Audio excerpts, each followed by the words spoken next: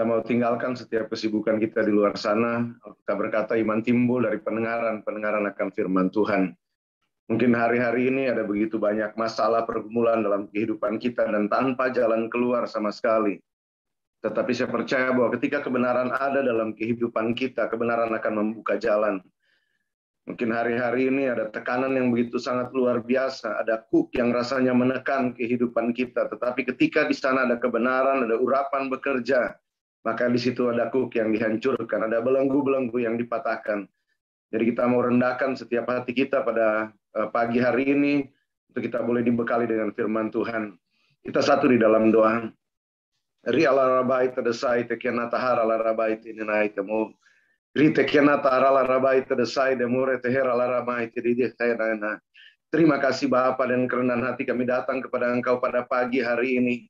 Engkau sumber kekuatan kami, Engkau sumber penghiburan kami, Engkau sumber damai sejahtera dalam kehidupan kami.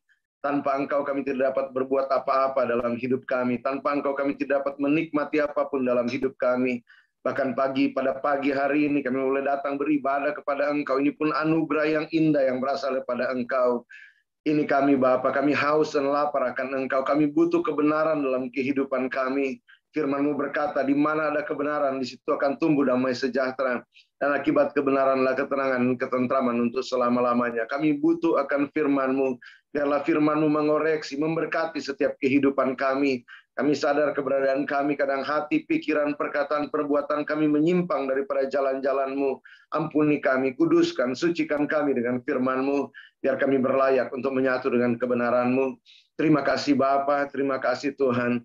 Kuasa-kuasa kegelapan, roh jahat, roh orang kuat, penguasa di udara, roh antikris yang coba untuk masuk, mengganggu, mencuri daripada ibadah kami pada pagi hari ini. Kami bersepakat, kami tolak, kami patahkan, hancurkan di dalam nama Tuhan Yesus.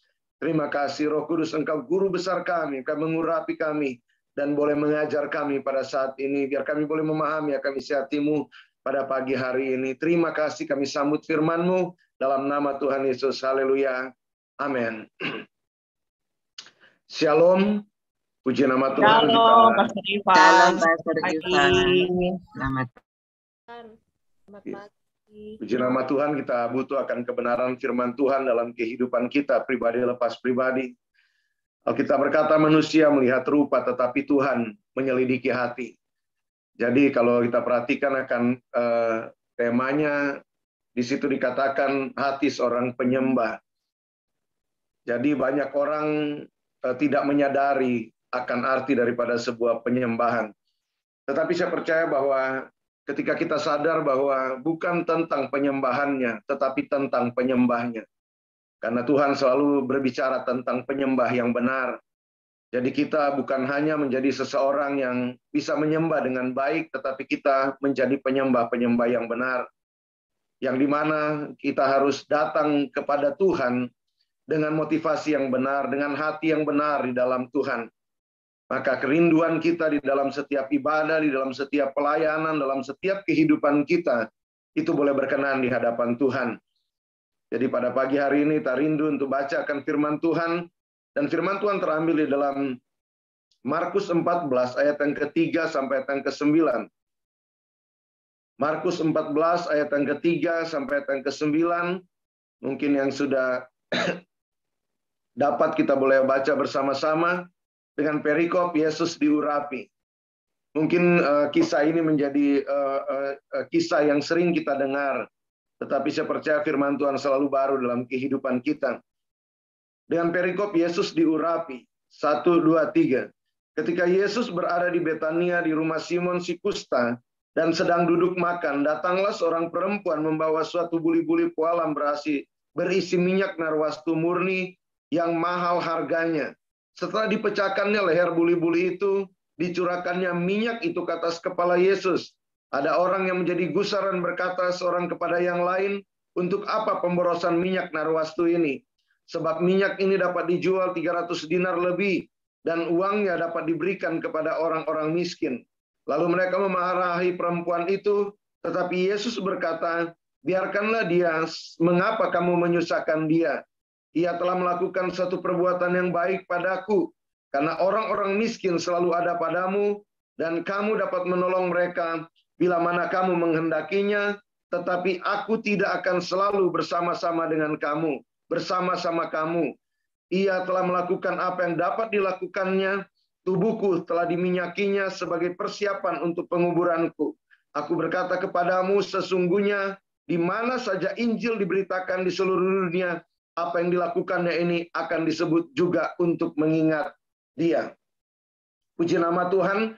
Jadi kita perhatikan ada satu kisah di Betania yang terjadi di Betania, dan ketika hal ini terjadi, keadaan atau situasi di sana, orang-orang sementara berencana atau sementara bersekongkol untuk melakukan pembunuhan kepada Tuhan Yesus.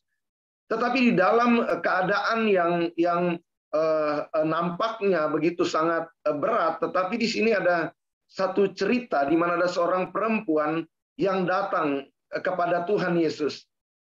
Jadi Tuhan Yesus ketika ada di rumah Simon si kusta, kita berkata dia sedang duduk makan, datanglah seorang perempuan membawa suatu buli-buli pualam berisi minyak narwastu murni yang mahal harganya. Setelah dipecahkannya leher buli-buli itu, dicurahkannya minyak itu di atas kepala Yesus. Dan kita tahu firman Tuhan berkata bahwa nilai daripada minyak narwastu ini adalah 300 dinar. Dan upah pekerja ketika itu, upah pekerja harian, satu hari adalah 1 dinar. Dan kata lain bahwa upah setahun, nilai daripada minyak narwastu itu adalah upah pekerja selama 1 tahun. Jadi betapa bernilai apa yang perempuan ini bawa kepada Tuhan. Bahkan Alkitab berkata bahwa ketika dia datang dengan pualam yang berisi akan minyak narwastu yang murni ini, dipecahkannya leher daripada pualam itu dan dicurahkan akan minyak narwastu yang murni itu di kepala daripada Tuhan Yesus. Dan di sini kita perhatikan bahwa ada satu persembahan yang begitu sangat luar biasa yang dibawa oleh perempuan ini. Jadi banyak orang membawa persembahan yang sisa kepada Tuhan Yesus. Banyak orang datang menyembah atau membawa persembahan kepada Tuhan Yesus, tetapi yang mereka bawa adalah hal-hal yang sisa. Sisa waktu mereka bawa kepada Tuhan. Contohnya, banyak orang datang beribadah, kita ajak untuk datang beribadah. Ayo kita ibadah, ayo kita masuk di menara doa pada pagi hari. Banyak jawaban orang yang berkata bahwa, lihat saja ya, kalau ada waktu saya akan ikut dalam ibadah. Dan kata lain bahwa mereka datang kepada Tuhan membawa sesuatu yang sisa kepada Tuhan. Mereka tidak memberikan seutuhnya yang terbaik kepada Tuhan. Tetapi saya percaya bahwa kita yang beribadah pada pagi hari ini, yang melayani ataupun yang ikut beribadah pada pagi hari ini, kita adalah orang-orang yang membawa penyembahan, membawa persembahan yang terbaik kepada Tuhan. Karena bukan sisa waktu yang kita bawa kepada Tuhan, tetapi kita adalah orang-orang yang memberikan waktu untuk datang beribadah kepada Tuhan, bukan sisa. Kita kadang kecewa datang kepada atau mengajak orang, mereka bilang kalau ada waktu, kalau bisa. Dengan kata lain bahwa hanya sisa yang mereka bawa kepada Tuhan. Bahkan tidak sedikit orang yang dalam keadaan sudah hancur lebur, sudah tidak ada lagi apa-apa untuk mereka bawa kepada Tuhan. Baru mereka berusaha untuk datang membawa persembahan mereka kepada Tuhan. Hanya sisa yang mereka bawa kepada Tuhan. Tidak ada yang salah kalau kita belum mengenal akan kebenaran yang sejati. Kita selalu berkata bahwa kita mau berikan yang terbaik kepada Tuhan. Kita selalu berkata kita mau bawa persembahan yang terbaik kepada Tuhan. Firman Tuhan adalah ukuran dalam kehidupan kita pribadi lepas pribadi. Mungkin kebenaran pada pagi hari ini mungkin berbicara keras kepada kita. Karena saya percaya bahwa Tuhan mau kita adalah gereja Tuhan di penghujung akan akhir zaman ini. Menjadi gereja Tuhan yang berkenan di hadapan Tuhan. Bukan sisa yang kita persembahkan kepada Tuhan. Tetapi yang terbaik yang kita mau bawa kepada Tuhan. Banyak orang datang hanya dengan sisa-sisa kesehatan. Tetapi kita yang hari ini dalam keadaan sehat. Kita mau berikan yang terbaik kepada Tuhan. Kita masih dalam keadaan kuat. Kita masih dalam keadaan terpelihara dengan baik oleh Tuhan. Maka kita mau bawa yang terbaik kepada Tuhan, bukan tetesan yang terakhir. Perempuan ini datang kepada, saya mau katakan bahwa ketika hari ini kita kita mungkin baru mengenal Tuhan dalam keadaan yang hancur, nggak ada masalah kita datang kepada Tuhan. Bahkan yang hancur ini pun kita mau bawa yang terbaik kepada Tuhan. Semuanya kita mau bawa kepada Tuhan. Segenap kehidupan kita mau persembahkan kepada Tuhan. Tetapi hari ini saya mau berbicara juga terutama kepada kita yang dalam keadaan masih muda, dalam keadaan sehat. Tuhan panggil kita dalam keadaan yang masih prima, yang masih dalam keadaan yang luar biasa. Jangan sisa yang kita bawa kepada Tuhan. Perempuan ini tidak datang dengan minyak narwastu dengan tetesan yang terakhir, tidak. Tetapi dia datang dengan pualam yang terbaik.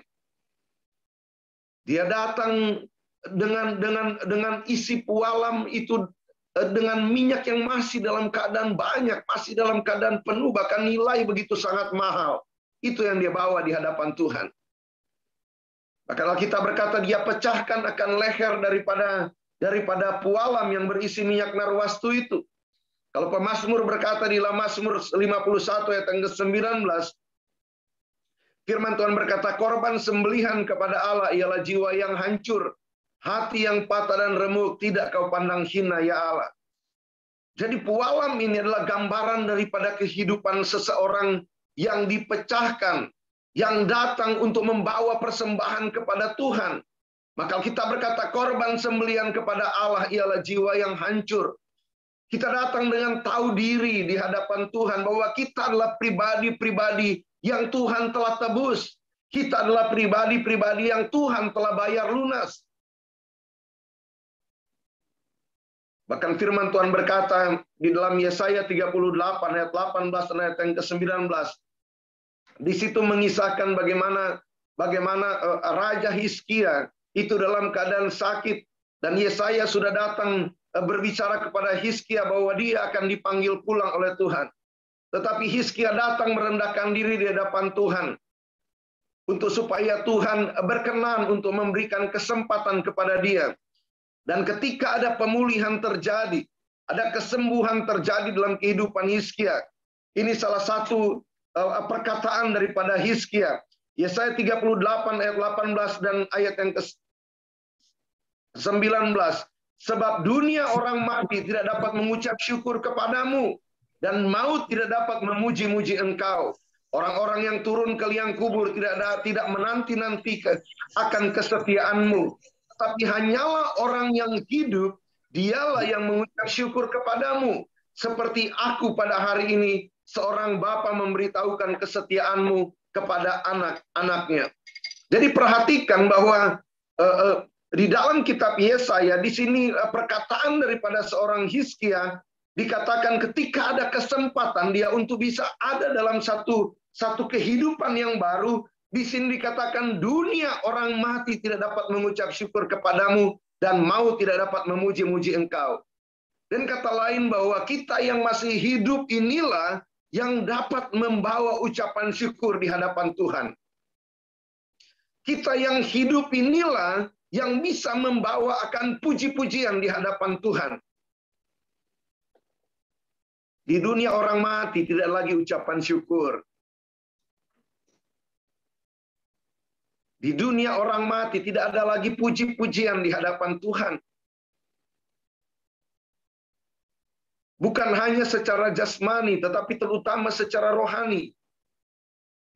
Kita adalah orang-orang yang Tuhan telah tebus. Kita adalah orang-orang yang Tuhan telah bangkitkan daripada kematian. Kita baru saja merayakan, memperingati Jumat Agung, kematian Tuhan Yesus. Kita baru saja merayakan Paskah, kebangkitan daripada Tuhan Yesus. Dan ini berbicara tentang kehidupan baru dalam perjalanan kita pribadi lepas pribadi. Kita yang dahulu jauh sekarang dekat. Kita yang dahulu telah mati sekarang telah beroleh kehidupan yang baru. Kita yang dahulu adalah anak-anak kegelapan telah menjadi anak-anak terang. Bahkan Alkitab berkata kamu adalah bangsa yang terpilih, imamat yang rajani, umat kepunyaan Allah sendiri, bangsa yang kudus, untuk memberitakan perbuatan-perbuatan besar yang Tuhan telah buat dalam hidup kita. Bayangkan bahwa kita telah ditebus, kita telah dibangkitkan daripada kematian. Kita yang dahulu terputus daripada Tuhan, terpisah daripada Tuhan. Bahkan kalau saya katakan bahwa dosa telah membawa manusia terpisah daripada Tuhan. Makanya di Taman Eden Tuhan berkata, pada hari engkau memakan, engkau akan mati. Maka secara jasmani atau secara lahiriah, secara jasmani, tidak ada satu manusia yang usianya lebih daripada 1000 tahun. Karena Tuhan berkata bahwa pada hari engkau makan, engkau mati. Karena satu hari bagi Tuhan itu 1000 tahun bagi manusia. Yang paling tua Metusala, 969 tahun. Tidak ada yang lebih daripada satu hari. Tetapi ketika manusia terpisah dengan Tuhan, yang paling mengerikan adalah kematian secara rohani. Atau kematian yang kekal. Manusia dicampakkan ke dalam api untuk selama-lamanya. Tetapi kita bersyukur bahwa kematian Tuhan Yesus, kebangkitan Tuhan Yesus, telah melahirkan kita kembali. Telah melahirkan gereja Tuhan. Yang maut tidak dapat lagi berkuasa atas kehidupan kita, pribadi lepas pribadi. Maka ketika kita menjadi orang yang sadar, yang tahu diri di hadapan Tuhan, bahwa kita Tuhan telah tebus, Dia telah bayar dengan darah yang begitu sangat mahal. Maka biarlah ketika kita datang untuk membawa penyembahan kita kepada Tuhan, membawa persembahan kita kepada Tuhan, kita mau bawa persembahan yang terbaik. Maka dikatakan bahwa korban sembelihan kepada Allah ialah jiwa yang hancur, hati yang patah dan remuk tidak akan kau pandang hina. Ya Allah, jadi bagaimana kita datang kepada Tuhan dengan tahu diri di hadapan Tuhan. Kita datang kepada Tuhan, kita datang kepada Tuhan dengan sadar bahwa kita adalah orang-orang yang Tuhan telah tebus. Bahkan kita boleh panggil Tuhan dengan kata Aba, ya Bapa. Betapa sangat luar biasa apa yang Tuhan sudah lakukan dalam kehidupan kita pribadi lepas pribadi. Maka ketika kita datang membawa penyembahan kepada Tuhan, datang dengan sikap hati yang benar. Datang dengan ketulusan, datang dengan kemurnian. Makanya Mazmur 24, Alkitab berkata, siapa yang boleh naik ke atas gunung rumah Tuhan? Orang yang bersih tangannya, orang yang murni hatinya, orang yang tidak membawa dirinya kepada penipuan. Datang kepada Tuhan dengan kemurnian. Mungkin kita dalam keadaan terbatas. Sudah ditampilkan di dalam Mazmur 24 ayat 3 dan ayat yang keempat. Siapakah yang boleh naik ke atas gunung Tuhan? Siapakah yang boleh berdiri di tempat yang kudus? Orang yang bersih tangannya dan murni hatinya, yang tidak menyerahkan dirinya kepada penipuan dan yang tidak bersumpah palsu. Jadi kita adalah orang-orang yang Tuhan sudah bangkitkan daripada kematian. Kita bukan orang lagi yang buta secara rohani. Kita bukan lagi orang yang ada dalam kegelapan. Maka Tuhan perlengkapi kita dengan firman Tuhan. Supaya ketika kita datang menghadap Tuhan, ketika kita datang membawa persembahan kita, penyembahan kita kepada Tuhan, kita bawa dengan kemurnian hati kita. Jadi mari pada hari-hari ini, biarlah kita mau benar-benar sungguh-sungguh kembali kepada Tuhan. Kita mau benar-benar dengan kerelaan, kita mau datang kepada Tuhan. Dengan ketulusan, dengan tahu diri, kita mau datang kepada Tuhan. Kita mau bawa persembahan yang terbaik hanya kepada Tuhan. Karena kita adalah perkenanan Tuhan, bukan perkenanan manusia. Banyak orang hari ini lebih mendengarkan apa kata orang daripada apa kata Tuhan. Kita berkata sudah tiba sekarang penyembah benar menyembah dalam roh dan kebenaran. Dan kita lihat perempuan Samaria, dia tinggalkan akan buli-buli untuk mengambil air. Dia tinggalkan di sumur Yakub. Dia berlari di kota Samaria untuk memberitakan perjumpaan dia dengan Tuhan. Dan itu bagian daripada penyembahan yang benar di hadapan Tuhan. Penyembah benar bukan hanya berbicara tentang seseorang yang datang menyembah dalam roh. Bukan hanya sebatas seseorang yang menyembah dalam roh, yang datang berbahasa roh di hadapan Tuhan. Itu karunia pemberian daripada Tuhan. Tetapi lebih daripada itu, bahwa kita menjadi orang-orang yang mempersembahkan segenap hidup kita untuk menjadi korban yang berbau harum di hadapan Tuhan.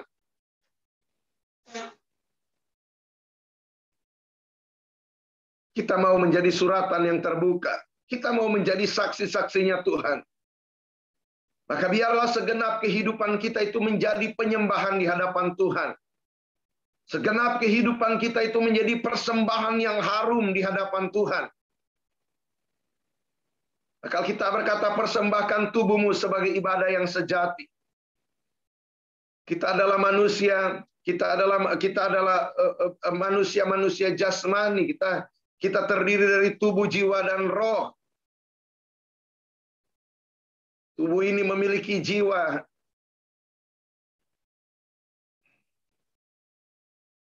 Dan roh. Jadi biarlah kita seutuhnya kita persembahkan kepada Tuhan tubuh, jiwa, dan roh. Jangan sampai kita contohnya pagi hari ini datang beribadah kepada Tuhan. Tubuh jasmani kita itu ada bersama-sama kita beribadah saat ini. Tetapi jiwa kita entah sementara mengembara kemana. Roh kita entah melayang-layang, entah ada di mana. Tanpa kesepakatan. Datang kepada Tuhan. Lagi mikir ntar mau masak apa, ntar mau ngapain. Saya mau katakan ketika kita datang kepada Tuhan, kita mau datang dengan kesepakatan. Tubuh, jiwa, dan roh kita itu sepakat datang kepada Tuhan. Dan saya mau katakan bahwa perempuan di Betania ini menjadi juga satu contoh di dalam kehidupan kita. Tetapi teladan yang sejati dalam kehidupan kita adalah pribadi daripada Tuhan Yesus. Dan kita baru merayakan Paskah, kita baru merayakan akan memperingati akan Jumat Agung, kematian Tuhan Yesus. Dan mungkin dari gereja-gereja di mana tempat kita ada, itu mengajar, telah mengupas semua tentang apa yang terjadi dalam semua proses sampai Tuhan Yesus bangkit dari antara orang mati. Dan dia menjadi teladan yang sempurna di dalam kehidupan kita, gereja Tuhan. Bahkan ketika di Taman Getsemani, Tuhan Yesus berkata, lalukan cawan ini daripadaku, tetapi kehendakmu lah yang jadi. Dia membawakan akan hidupnya untuk menjadi persembahan di hadapan Tuhan. Menjadi penyembahan yang murni di hadapan Tuhan, yang sempurna di hadapan Tuhan, di hadapan Bapa di sorga. Maka demikianlah kita pribadi lepas pribadi yang Tuhan sudah tebus. Bukan lagi kehendak kita yang terjadi. Ketika kita datang menyembah, bukan lagi berdasarkan kehendak kita, tetapi berdasarkan kehendak Bapa di sorga. Getsemani artinya tempat pemerasan minyak. Tanpa dihancurkan, zaitun tidak akan mengeluarkan minyak. Maka Daud berkata, korban sembelian kepada Allah ialah jiwa yang hancur. Tanpa datang dengan tahu diri, bahkan hati yang patah dan remuk tidak akan kau pandang hina ya Allah. Maka sekali lagi bahwa zaitun itu tidak akan mengeluarkan minyak kalau tidak dihancurkan. Maka kalau Tuhan Yesus sudah bayar harganya, dia sudah dihancurkan di kayu salib, menebus setiap kita pribadi lepas pribadi, bagian kita pribadi lepas pribadi untuk membawa yang terbaik di hadapan Tuhan. Atau kalau mungkin kita sementara menghadapi Getsemani kita pada hari ini, pada hari-hari ini, biarlah kehendak Tuhan yang terjadi. Kita nggak akan pernah mundur daripada Tuhan. Kita akan maju terus di hadapan Tuhan. Karena kita kejarlah perkenanan Tuhan. Tuhan sudah bangkit dalam hidup kita. Dia hidup dan hidup untuk selamanya. Bayangkan. Banyak orang-orang hebat mati. Bahkan banyak yang mengalami kebangkitan tapi mati lagi. Tetapi Yesus yang kita sembah dalam kehidupan kita, dia bangkit dan dia hidup. Hidup untuk selama-lamanya. Tuhan Yesus sampai menyelesaikan akan tugasnya. Menyelesaikan akan misi dia di dalam dunia ini. Secara kemanusiaannya, dagingnya berkata, lalukan cawan ini daripadaku. Yang membuat dia bisa untuk menyelesaikan akan tugasnya. Yang membuat dia bisa untuk menyelesaikan tanggung jawabnya. Karena ada urapan, karena ada roh Tuhan. Karena dia adalah Mesias, dia adalah yang diurapi. Maka itulah yang mendorong, yang memberikan dia kekuatan untuk mempersembahkan akan tubuhnya sebagai korban yang sempurna. Untuk menebus saudara dan saya. Tanpa dorongan daripada Roh Kudus. Tanpa Roh Kudus dalam kehidupan kita. Kita adalah orang-orang yang mementingkan diri kita sendiri. Tidak akan pernah bisa untuk membawa penyembahan dari hati yang paling murni. Nggak akan pernah bisa. Maka kalau hari ini kita telah dipenuhi dengan Roh Tuhan. Belajar tunduk kepada otoritasnya. Roh Kudus yang Tuhan tempatkan dalam kehidupan kita, atau pribadi Tuhan yang tinggal dalam kehidupan kita, itulah pribadi yang luar biasa. Kita berkata di dalam Roma 8 ayat yang ke-11, roh yang membangkitkan Kristus dari antara orang mati, juga akan menghidupkan kembali tubuhmu yang fana itu. Jadi bayangkan, roh Tuhan yang Tuhan tempatkan dalam kehidupan kita, adalah roh yang membangkitkan. Coba kita baca sama-sama. Dan jika roh dia yang telah membangkitkan Yesus dari antara orang mati diam di dalam kamu, maka ia yang telah membangkitkan Kristus Yesus dari antara orang mati akan menghidupkan juga tubuhmu yang fana itu oleh rohnya yang diam di dalam kamu.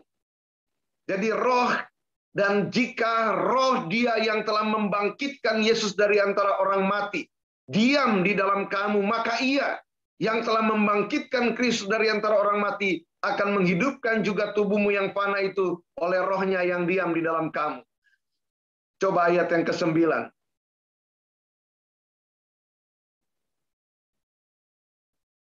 Tetapi kamu tidak hidup dalam daging, melainkan dalam roh. Jika memang roh Allah diam di dalam kamu. Tetapi jika orang tidak memiliki roh Kristus, ia bukan milik Kristus. Jadi jika orang tidak memiliki roh Kristus, ia bukan milik Kristus. Roh yang membangkitkan kita dari antara Kristus dari antara orang mati, roh yang sama yang Tuhan taruh dalam hidup kita.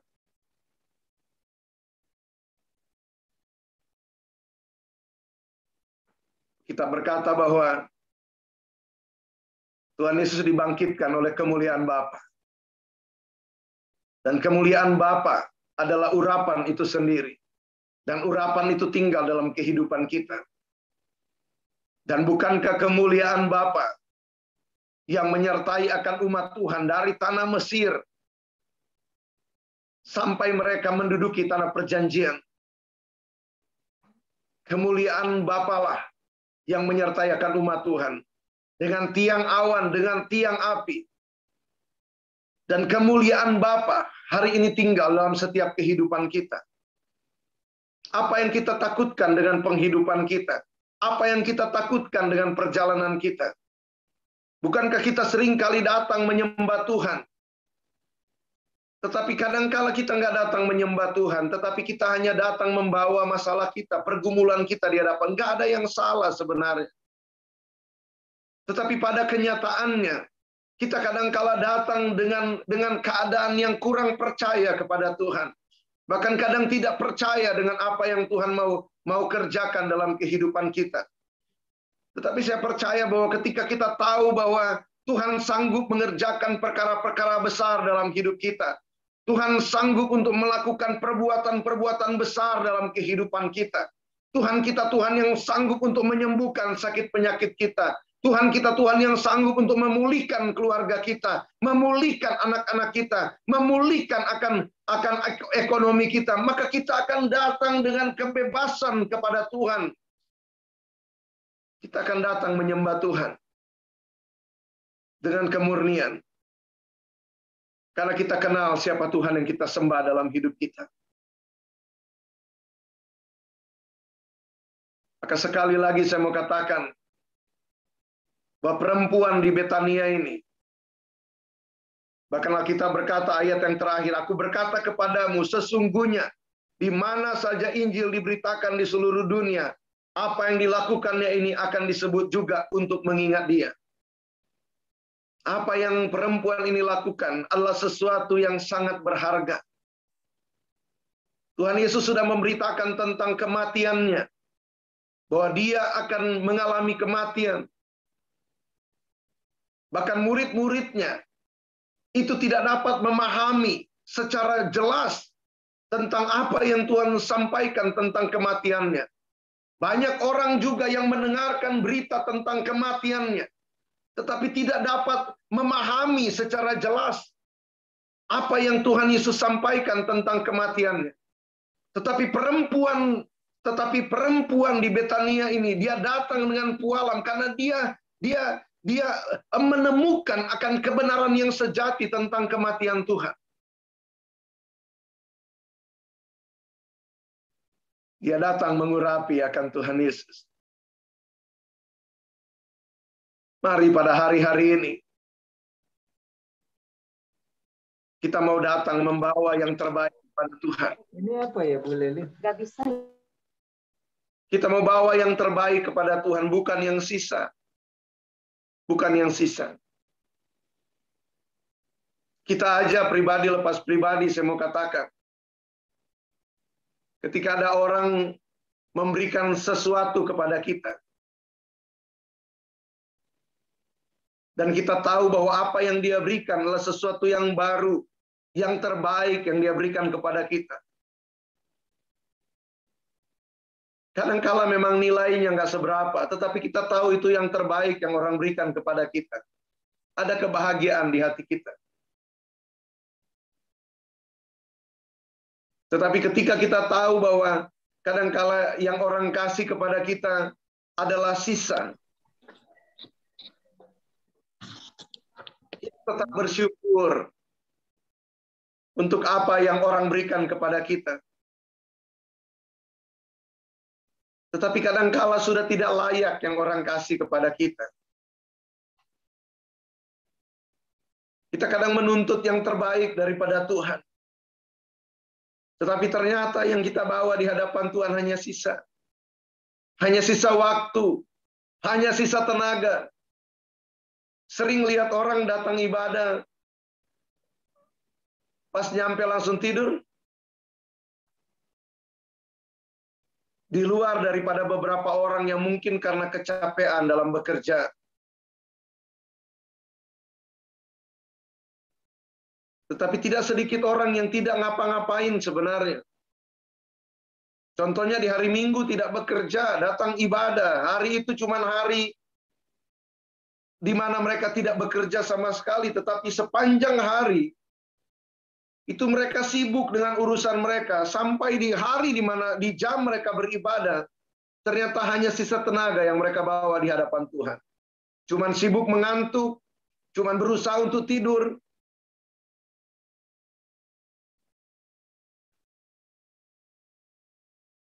Kita mau belajar untuk memberikan yang terbaik kepada Tuhan. Amin. Jangan berikan yang sisa kepada Tuhan. Berikan yang terbaik. Masih ada tenaga, berikan yang terbaik. Masih ada harta yang Tuhan percayakan dalam hidup kita, berikan yang terbaik. Bahkan persembahan-persembahan di kitab Imamat itu diatur. Mulai dari yang kaya, diatur supaya memberikan domba, lembu. Yang kurang kaya, itu diatur untuk memberikan burung merpati, burung tekukur. Yang kurang kaya supaya membawa tepung beberapa genggam. Seringkali kita yang kaya secara ekonomi, ketika berhadapan dengan pelayanan, kita ternyata punya takaran orang miskin, hanya membawa beberapa genggam tepung di hadapan Tuhan. Sering dengan orang-orang yang secara ekonomi mapan, tetapi hatinya masih terpaut dengan mereka punya. Tapi kalau kita sadar bahwa segala sesuatu adalah pemberian Tuhan, waktu, harta, tenaga, kesehatan, talenta, semua adalah pemberian anugerah Tuhan. Kita akan berikan yang terbaik. Amin. Jangan kita berikan yang sisa kepada Tuhan. Kita akan pergunakan segala sesuatu untuk membesarkan akan kerajaan Tuhan. Tuhan tidak pernah habis cadangan. Kalau Tuhan berikan kita kesempatan untuk membawa penyembahan, persembahan yang terbaik kepada Tuhan, bawa yang terbaik. Jangan yang sisa kita bawa kepada Tuhan. Karena Tuhan telah tebus kita. Tuhan telah keluarkan kita dari kematian. Tuhan Yesus memberkati kita semua. Kita satu dalam doa. Terima kasih Bapa. Terima kasih Tuhan. Kalau mungkin selama ini kami membawa sisa di hadapan-Mu. Dan kami meninggikan diri di hadapan-Mu. Tetapi pada pagi hari ini, kami mau belajar untuk membawa yang terbaik. Kami mau belajar untuk tahu diri bahwa segala sesuatu yang kami miliki adalah pemberian daripada Engkau. Ini setiap kami. Ini setiap kami. Kami haus, kami butuh akan Engkau dalam perjalanan kami.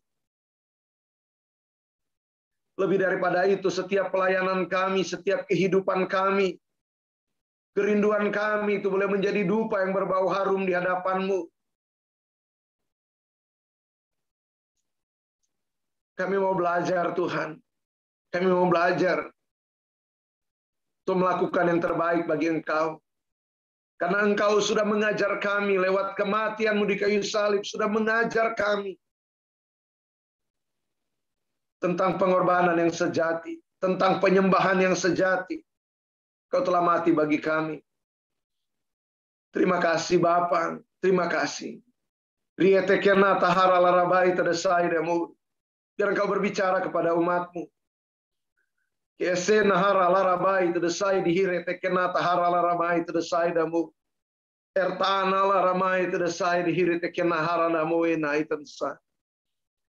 Roh Kudus berkata, Aku yang mengumpulkan setiap engkau pada pagi hari ini. Engkau adalah milik kepunyaanku. Engkau adalah kekasih-kekasihku. Aku berkata kepada setiap engkau, hiduplah dalam perkenananku. Tinggalkan setiap kejahatan dalam kehidupanmu. Bawalah akan persembahan yang terbaik. Dan aku berkata kepada setiap engkau, jangan engkau takut. Tanganku yang kuat yang memegang akan engkau. Tanganku yang kuat yang menopang akan engkau. Jangan engkau bimbang, jangan engkau khawatir, jangan engkau gelisah hatimu. Hirakana rarabai tadasai damu. Engkau memiliki aku dalam kehidupanmu, kata Tuhan. Les aidi bihem ai rekena ala ramue nai tadasai damur. Irkana laramai tadasai damu. Layani aku dengan segenap kehidupanmu. Bukan manusia yang menilainya. Aku yang menilainya, kata Tuhan. Hari-hari inilah hari-hari yang terakhir. Dan aku berkata kepada setiap engkau, bukan saatnya untuk bermain-main pada hari-hari ini. Tetapi sudah waktunya. Lekeramai tadasai damur. Untuk setiap engkau semakin setia di hadapanku. Aku mengasihi akan engkau. Damai sejahtera aku tinggalkan kepadamu. Terima kasih Bapa, terima kasih Tuhan. Biarlah Engkau meteraikan firman-Mu dalam setiap kehidupan kami. Kami percaya lewat kebenaran firman-Mu. Yang lemah sudah dikuatkan, yang sakit disembuhkan, yang terikat dilepaskan, yang terpenjara dibebaskan, bahkan yang mati rohani bangkit. Semua hormat kemuliaan akan Engkau. Terima kasih Tuhan. Terima kasih di dalam nama Tuhan Yesus. Haleluya. Amin.